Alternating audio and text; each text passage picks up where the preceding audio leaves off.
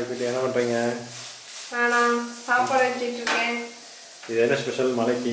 இது வந்து மலைக்கு இல்லை, நான் வந்து கடைக்கு போகிறதுனால உங்கள் எல்லாருக்கும் சீக்கிரமும் ஏதாவது பஸ்ட்டு அப்படின்னா பொடியெல்லாம் அரைச்சி வச்சிட்டோம் அப்படின்னா அது தோசைக்கு சாப்பாட்டுக்கு சூடாக இருக்கிற சாப்பாட்டுக்கு எல்லாத்தையும் கொஞ்சமாக எண்ணெய் ஊற்றி தொட்டு சாப்பிட்டுக்கலாம். கருவேப்பிலை பொடி செஞ்சிட்ருக்கேன்.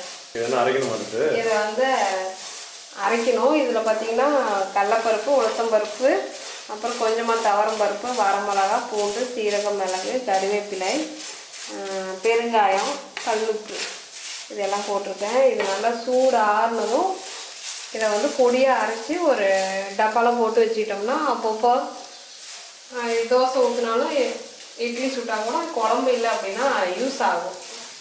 நல்லா சூடு ஆறிடுச்சு. இன்னும் சூடு ஆறிடுச்சு, சூடாக தான் இருக்கு. கருவேப்பிலை மொறு மொறுன்னு வருதா, போட்டுக்கலாம். நல்லா நைஸாக அரைக்கணும்.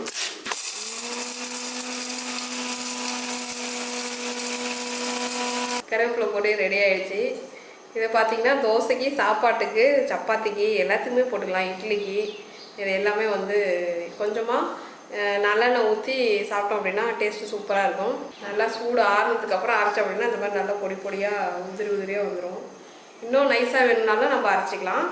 கொஞ்சம் குறைன்னு இருந்தால் இன்னும் நல்லாயிருக்கும்.